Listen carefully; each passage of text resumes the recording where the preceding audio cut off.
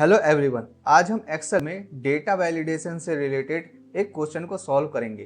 Question यह है कि हमारे पास कॉलम नंबर ए में कुछ रो डेटा है, उसके बेस पे हमें डेटा वैलिडेशन इम्प्लीमेंट करना है। उस रो डेटा के बेस में जो भी हम डेटा वैलिडेशन इम्प्लीमेंट करेंगे वो बेसिकली मोबाइल नंबर से रिलेटेड होगा, जो कि हम कॉलम नंबर ए में एंटर करेंगे। मोबाइल नंबर एंटर करने में कुछ क्राइटेरिया होंगी जो कि डेटा वैलिडेशन में इम्प्लीमेंट करना होगा। सबसे पहला होगा कि केवल मोबाइल नंबर वही एंटर करे जिसका डिजिट 10 डिजिट हो। सेकंड है वो कॉलम केवल नंबर वैल्यू को ही एक्सेप्ट करे। थर्ड है मल्टीपल मोबाइल नंबर हम एंटर करेंगे, उनमें वो डेटा केवल यूनिक वैल्यू ही हो, डुप्लीकेट मोबाइल नंबर उस कॉलम में अलाउ ही ना हो। सो इसके लिए हम डेटा वैलिडेशन अप्लाई करेंगे। डेटा वैलिडेशन इंप्लीमेंट करने से पहले हमें इन तीनों क्राइटेरिया को फुलफिल करना पड़ेगा with the help of function और फॉर्मूला। सबसे पहला क्राइटेरिया है कि 10 डिजिट नंबर ही इस कॉलम में अलाउ हो। सो इसके लिए मैं is equal to length function use करूंगा। अगर A2 का cell reference is equal to 10 digit होगा तो वो ट्रू रिटर्न करके देगा, अदरवाइज फॉल्स। सेकंड है allow only numbers data. So इसके लिए मैं is equal to is number का जो फंक्शन है उसे अप्लाई करूंगा। A2 का जो सेल रेफरेंस है अगर वो इज नंबर है तो ट्रू में देगा, अदरवाइज फॉल्स में। थर्ड वाले क्राइटेरिया में हमें केवल कॉलम नंबर ए में यूनिक डेटा यानी कि यूनिक मोबाइल नंबर को ही एंटर करने की परमिशन देनी होगी। सो इसके लिए हम is equal to count if function का यूज करेंगे।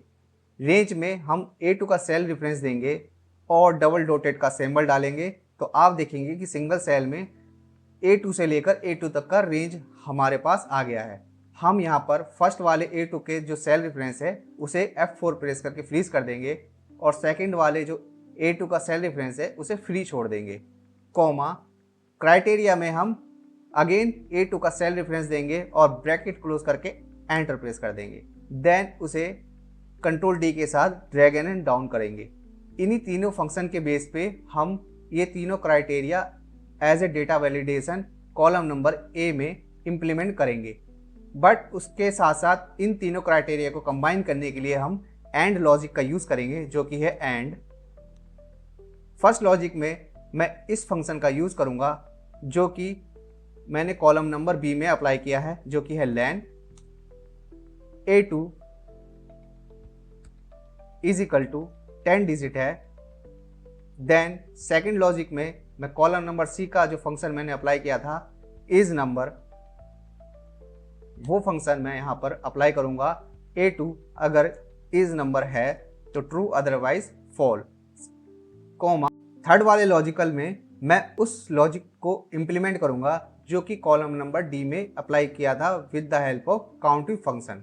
मैं यहाँ पर उसे अप्लाई कर देता हूँ और उसके साथ साथ यहाँ पे इज इक्वल टू 1 टाइप करूंगा, बिकॉज उस काउंट इफ फंक्शन में अगर जो भी नंबर वैल्यू है इज इक्वल टू 1 होगा तभी वो डेटा एंटर करने की परमिशन देगा। अगर इज इक्वल टू 1 नहीं होगा तो वो उस कॉलम नंबर में डेटा एंटर करने की परमिशन नहीं देगा। मीन्स वो केवल यूनिक वैल्यू को ही एंटर करने की परमिशन देगा। Bracket close enter.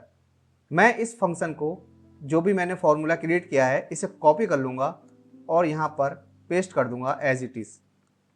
जो भी मैंने फॉर्मूला यहाँ पे कॉपी किया है मैं डेटा वैलिडेशन में इम्प्लीमेंट करूँगा। सबसे पहले मैं डेटा वैलिडेशन इम्प्लीमेंट करने से पहले उस रेंज को सिलेक्ट करूँगा जिस रेंज में मुझे डेटा वैलिडेशन अप्लाई करना है। देन डेटा पे जाऊँगा और राइट कॉर्नर में यहाँ पर डेटा वैलिडेशन के नाम से एक ऑप्शन होगा, उसे क्लिक करूँगा। आप देखेंगे जैसे ही मैंने क्लिक किया एक डायलॉग बॉक्स ओपन होके आ गया है। सबसे पहले मैं एनी वैल्यू की जगह यहाँ पर कस्टम में जाऊँगा। देन फॉर्मूला बार में जो मैंने फॉर्मूला कॉपी किया था उसे यहाँ पे पेस्ट कर दूंगा और ओके प्रेस कर दूंगा। अब इसे टेस्टिंग करेंगे कि हमने जिस रेंज पे वो डेटा वैलिडेशन अप्लाई किया था वो करेक्टली इम्प्लीमेंट हुआ है या नहीं। सबसे पहले मैं कैरेक्टर इम्प्लीमेंट यानी कि एंटर करके देखता हूँ एज ए स्ट्रिंग एंटर। आप देखेंगे कि उस कॉलम में कैरेक्टर एंटर करने की परमिशन नहीं है। देन मैं 10 डिजिट से कम डिजिट का नंबर एंटर करता हूँ। आप देखेंगे कि उसने भी उसे अलाउ करने से मना कर दिया। अगर मैं 10 डिजिट से ज़्यादा भी डेटा एंटर करता हूँ एज ए नंबर फॉर्मेट में, तो आप देखेंगे कि हम उस डेटा में या फिर उस रेंज में वो डेटा एंटर नहीं कर सकते, क्योंकि इसमें डेटा वैलिडेशन इम्प्लीमेंट हो चुका है। अब मैं यहाँ पे 10 डिजिट का नंबर एंटर करता हूँ, 1 2 3 4 5 6 7 8 9 10। आप देखेंगे कि उस रेंज में उसने उस 10 डिजिट का नंबर एंटर करने की परमिशन दे दी है।